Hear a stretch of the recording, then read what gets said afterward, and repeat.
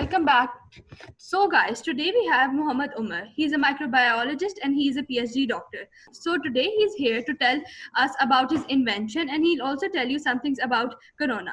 So sir, can you please tell us a little bit about your profession? Yeah, well, I am basically a PhD in molecular biology. It's a bit different from microbiology. In microbiology, you study the microorganism. In molecular biology, you study a little bit different, the molecular mechanisms that are happening in the cell. Currently, I'm working here in Australia as a postdoctoral research fellow.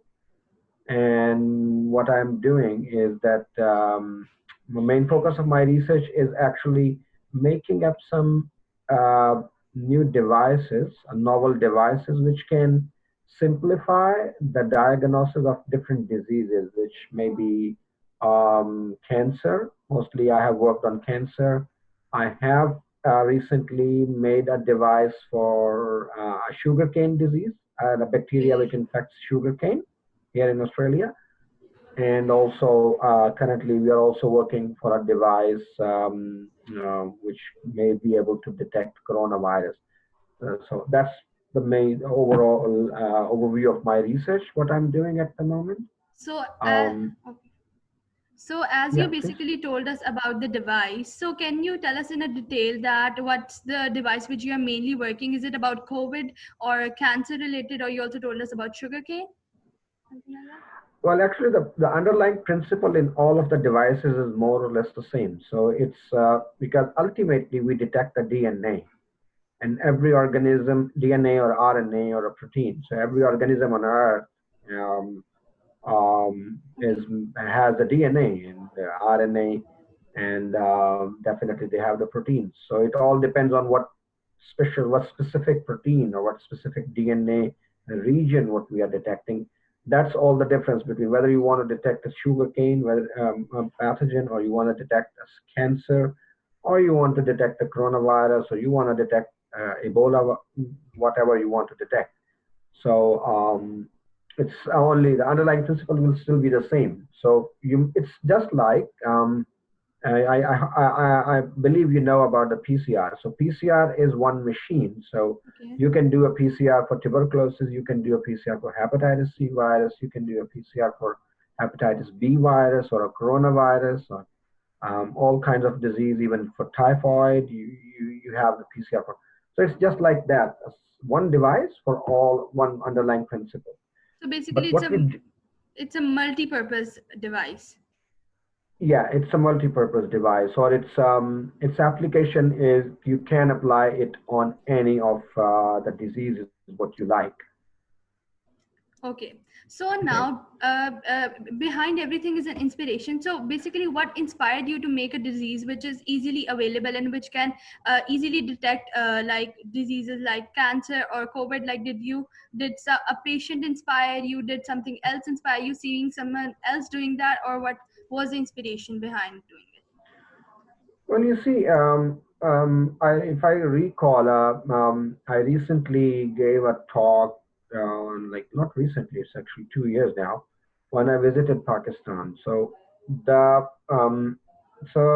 main theme of my talk was actually, or what around which I built my talk, was, yeah, whenever you have a disease, the main thing is the accurate diagnosis. If someone has a disease and you do not know what that disease is, you won't be able to give them the appropriate treatment. So the first step in any disease management or treatment is to accurately diagnose it.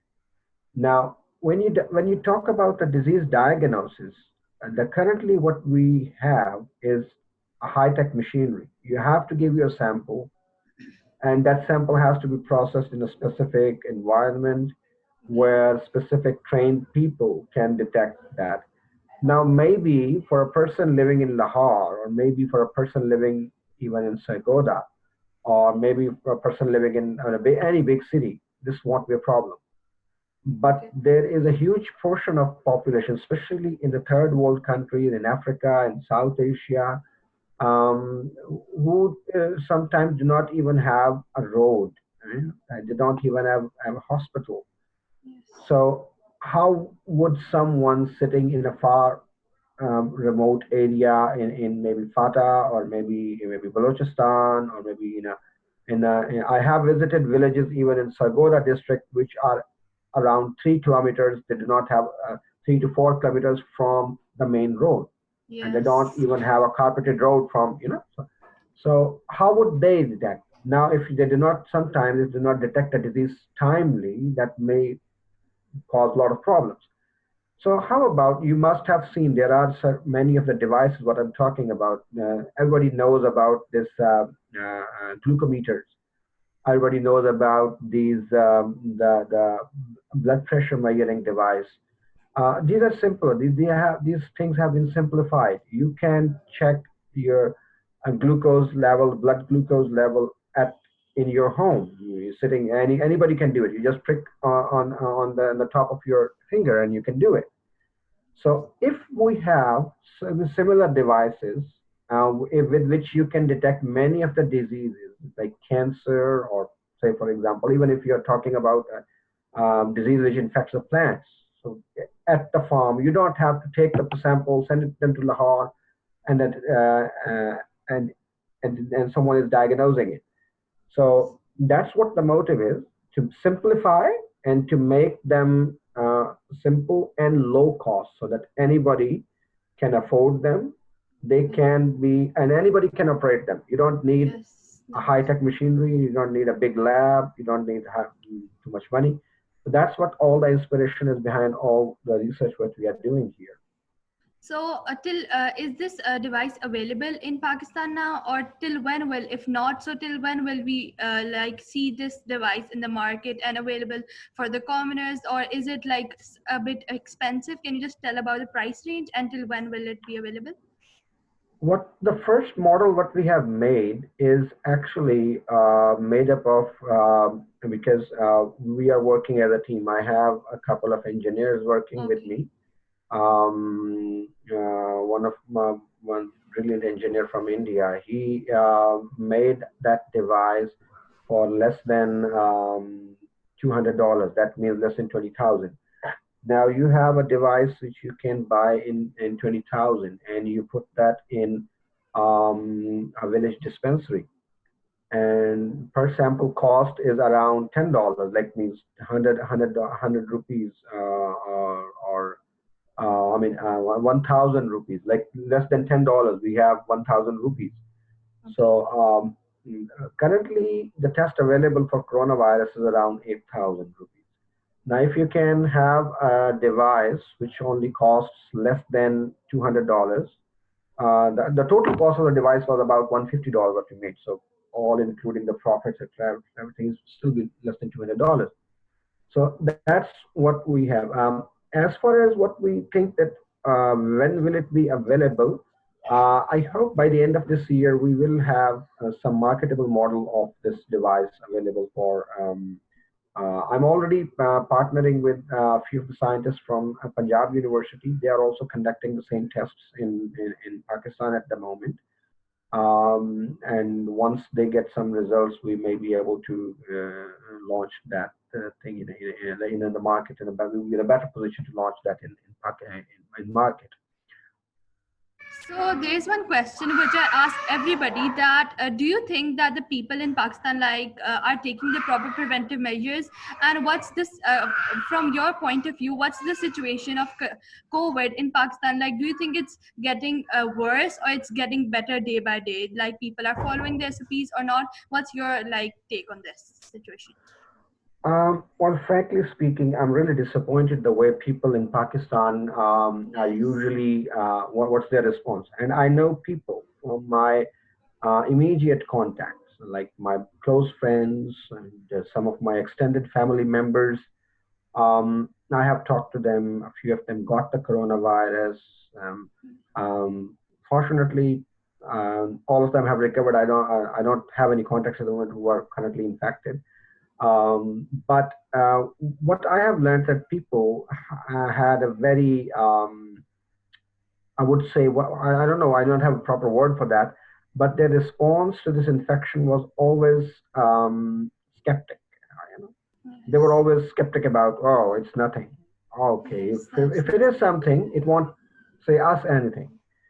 Okay, if it will, okay, whatever, we have to die one day. Well, Yes. everybody has to die one day, but Yeah, why don't you that's just true. jump in the front of a train? So this totally Pakistani nation is dealing with it like totally non-serious.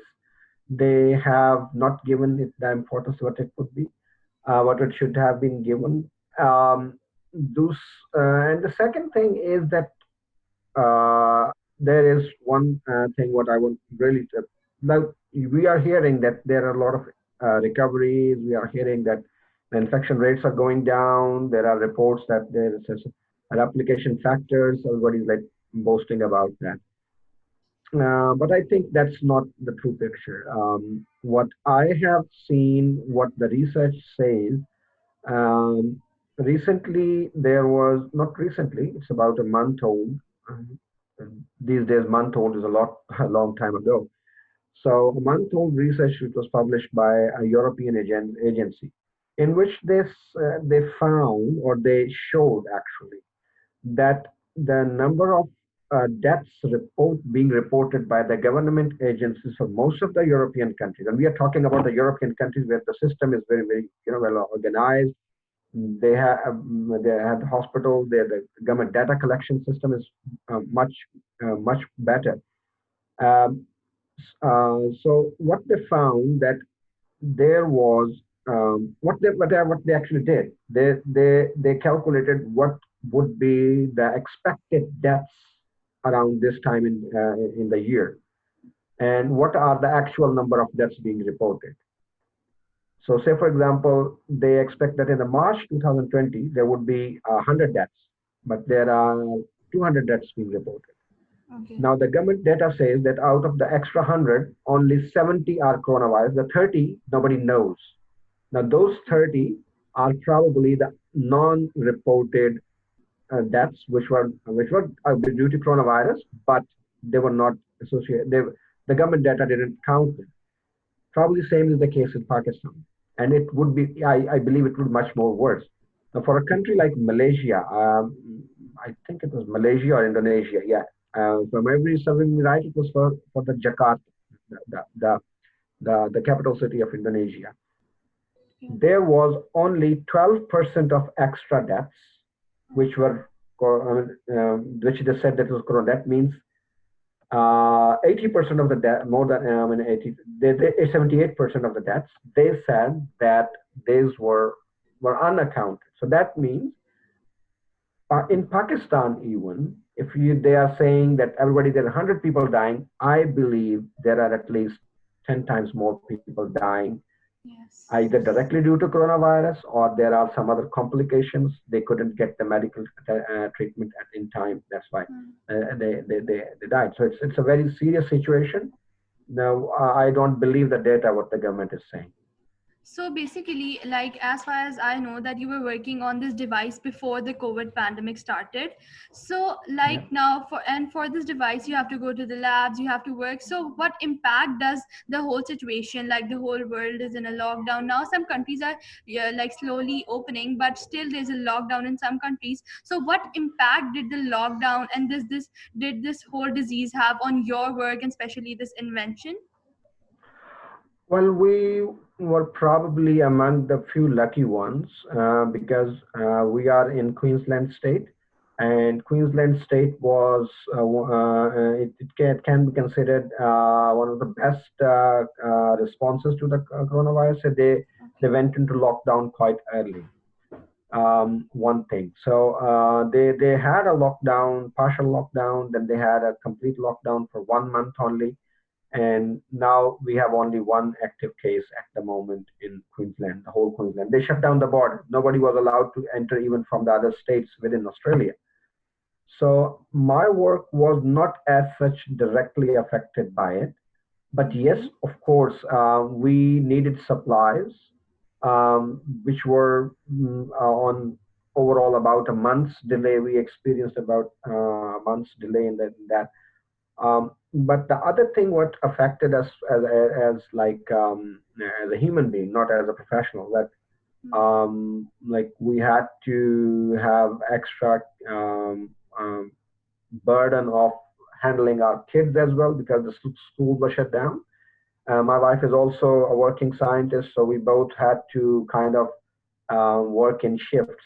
In the morning, okay, I'm going to office, and she was working from home, taking care of her kids, and we had to do that because schools were closed, all the other daycares, everything was closed.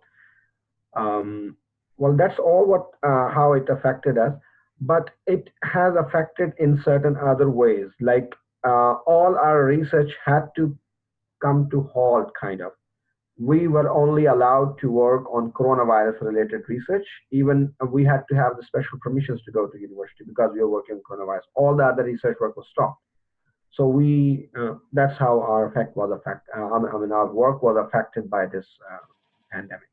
So, as we all know, that the vaccine of COVID-19 is still not yet, like, it's not, we don't have it in the market, and the people are working on developing it. So, can you tell a little bit about like the vaccine development and the efforts which are being made behind like finding a vaccine which will be suitable for this virus?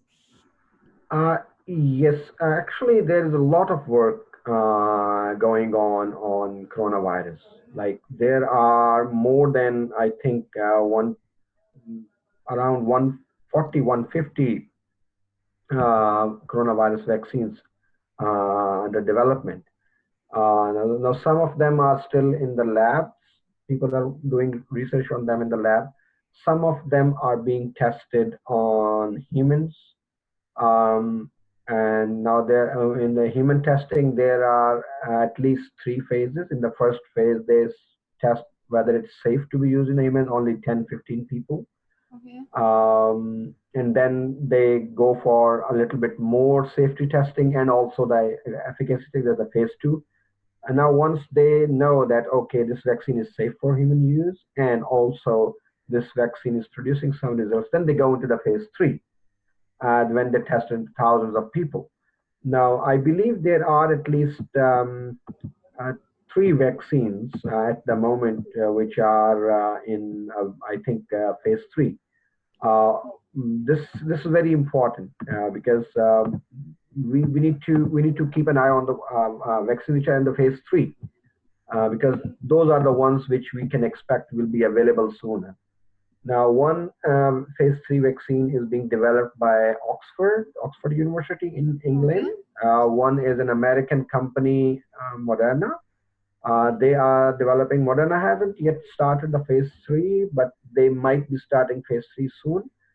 But the leading one at the moment is coming from the Chinese, which they claim that they have actually completed their phase three and it is already kind of being used in humans. They announced, I think, in on 28th or 29th of June, they announced that this vaccine has been authorized to be used on Chinese military. So it's actually a limited use, not still available for widespread human use, but still it means that it is producing results. It means that it is safe for humans. So these are the three vaccines which I'm expecting they will be available sooner or later. Out of these three, I'm more optimistic about the Chinese vaccine, which is already the results. What I have seen, which are published, they are quite promising. It it has protected animals from reinfection, the chimpanzees. Uh, it's quite effective for those. So that's all I think. A brief summary of the vaccine research. What I Okay, so now the questions which we had for you, you have answered all of them, and I hope that's helpful. So at last, I want you to give a two-line advice for all the people out there that what kind of preventive measures should they take, or what should they do in this time to save themselves and the people around them. well, the first and foremost thing, what we need to do at the moment is stay home. Yes. Now there was a meme when the pandemic started. There was a meme, and I really liked that meme. Now that was that. you don't really get a chance to just lie down on your couch and binge watch your favorite TV shows and save the world at the same time. And it's a once in a lifetime opportunity. Don't waste it. So it's better you stay Yes. home and don't go out, because you are not just, if, by not going out, you are not just protecting yourself, you are protecting others by not being an agent of spread of this disease. And that's the first thing. That's the first and foremost thing. You don't go out. You don't need to. All the partying, all the gathering, or fun outside, that you have your life to do that. But you have to first have the life. You have to first stay alive.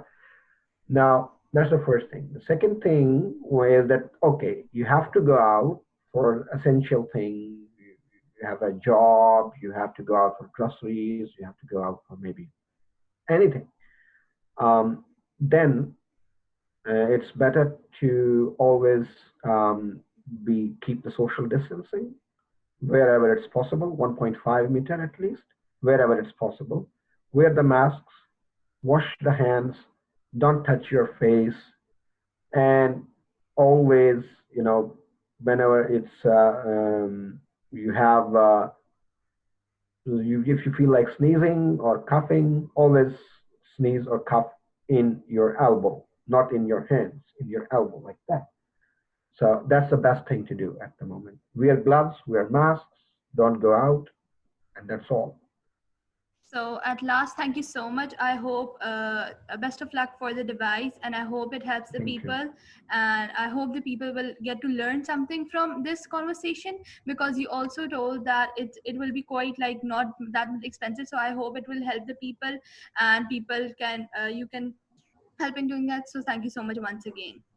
Thank you. Thank you.